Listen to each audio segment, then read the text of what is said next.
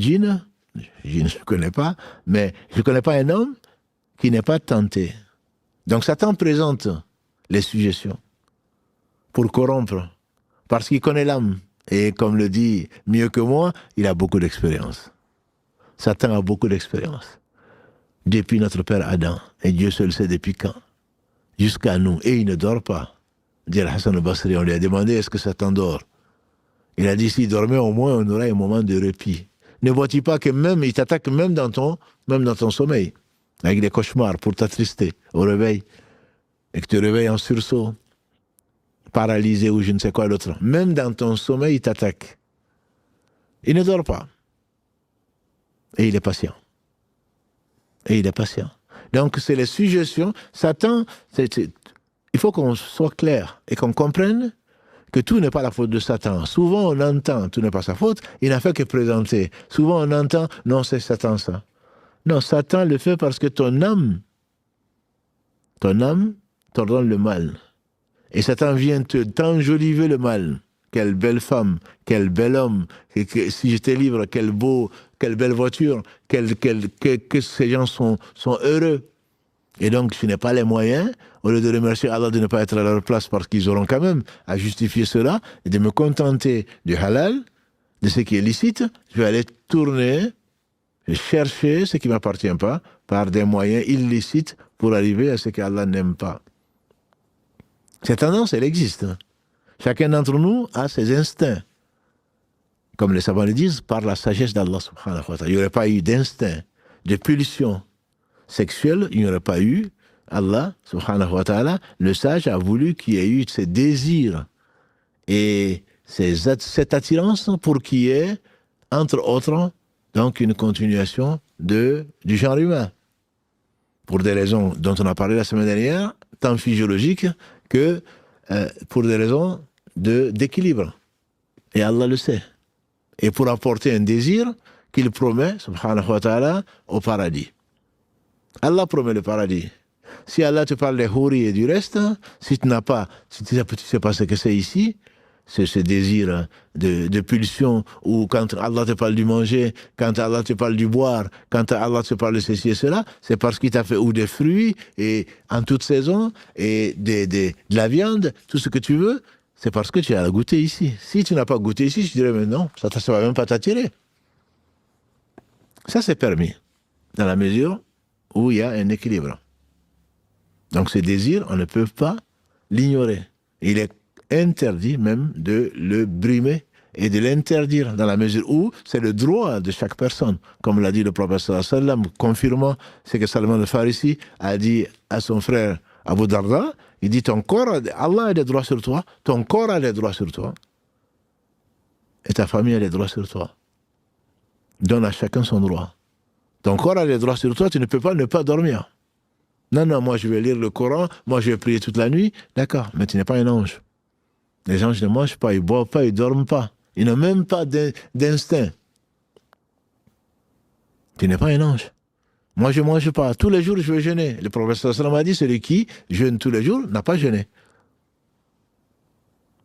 Voilà. Donc, ce sont des choses que Allah subhanahu wa ta'ala a mises en nous pour nous mettre à l'épreuve. Est-ce qu'on va choisir ce qu'il aime, subhanahu wa ta'ala? Est-ce qu'on va se contenter de peu et pas devenir avide et quelqu'un qui vit dans la convoitise, malheureux, jaloux, etc. Ou est-ce qu'on va être ces gens qui sont malheureux?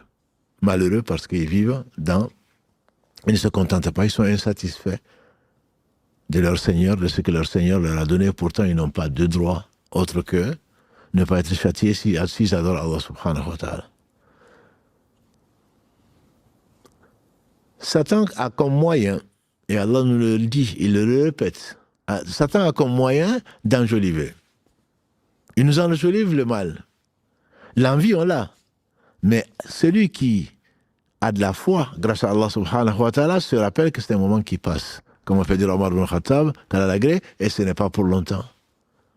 Allah n'a rien interdit sans mettre des choses qui sont permises. Cette convoitise, cette avidité, la foi vient te dire, c'est quoi ce bas monde, epsilon par rapport à l'infini? Ce moment que tu vas faire, si Allah t'interdit une chose, c'est que c'est mauvais pour toi, c'est mauvais pour la société. Un jeune homme est venu demander au prophète sallallahu alayhi wa sallam de lui permettre de forniquer. On n'a pas vu ça la semaine dernière, mais ça rentre dans ce cadre-là. Il n'a pas dit, les gens ont dit, mais c'est pas, comment est-ce qu'on peut poser des questions comme ça? Le prophète m'a dit, approche. Il a approché, il dit, est-ce que tu aimerais que l'on fornique avec ton épouse? Il dit non. Il dit alors, c'est pour ça que les gens ne veulent pas ça. Est-ce que tu aimerais qu'on fornique avec ta mère? Il dit non, ah non, non, sûrement pas. Il dit, c'est pour cela que les gens ne veulent pas non plus que tu forniques avec leur mère. Est-ce que toi, tu admettrais que l'on fornique avec ta sœur? Il dit surtout pas. Il dit voilà, c'est pour ça que les gens n'aiment pas non plus, n'acceptent pas que l'on fornique avec leur sœur. Est-ce que tu aimerais que l'on fornique? Donc il a parlé de la tante paternelle, de la tante maternelle. Il a dit alors, Ya Rasulallah, prie pour moi. Le prophète a mis sa main bénie sur sa poitrine. Il dit depuis ce jour, il n'a plus eu envie. Il n'a plus eu envie de forniquer. Et que cette envie que l'homme a, quand la foi l'a remplacé, ça, Satan le lui présente et l'embellit. Et les gens de science, ils disent que en fait, c'est comme si tu as un trou. Tu as un trou et on va fermer le puits ou le fossé par une terre qui est fleurie, qui va t'attirer. Et donc, quand tu vas y aller, forcément, tu vas tomber dans le panneau, tu vas tomber même dans le trou, et Allah seul sait si tu vas en sortir. C'est pas mon n'est que ça. وَاعْلَمُوا أَنَّمَا الْحَيَاةُ الدُّنْيَا لَعِبٌ وَلَهْوٌ وَزِينَةٌ وَتَفَاخُرٌ بَيْنَكُمْ وَتَكَاثُرٌ فِي الْأَمْوَالِ وَالْأَوْلَادِ, comme Allah le dit dans la sourate 57, verset 20. Et Allah nous dit dans la sourate 3, Ali Imran, verset 14. زُيِّنَ لِلنَّاسِ حُبُّ الشَّهَوَاتِ مِنَ النِّسَاءِ وَالْبَنِينَ, etc. L'amour des passions a été embelli aux gens. La passion ou l'amour des femmes, des enfants, de l'or, de l'argent, des chevaux et je ne sais quoi d'autre. Mais dans l'au-delà, certainement, il y a beaucoup. Est-ce que je ne vais pas vous informer de mieux? Ce qu'Allah a préparé aux gens de l'au-delà. La sourate 3, verset 14, 15 et suivant, Allah nous dit que c'est naturel que ces choses soient embellies, mais embellies pourquoi? Parce que Satan te tente, il l'embellit, mais en réalité, quand tu auras désobéi à Allah, il te reste plus que le remords et le repentir, et Allah accueille le repentir s'il te veut du bien. Donc quand on parle de faiblesse de foi, ce n'est pas parce que la tentation n'est pas grande, elle est grande. Youssouf, alayhi salatu salam, quand la belle et noble femme d'Al-Aziz s'est proposée à lui, Dieu dit, il l'a désirée, elle l'a désirée.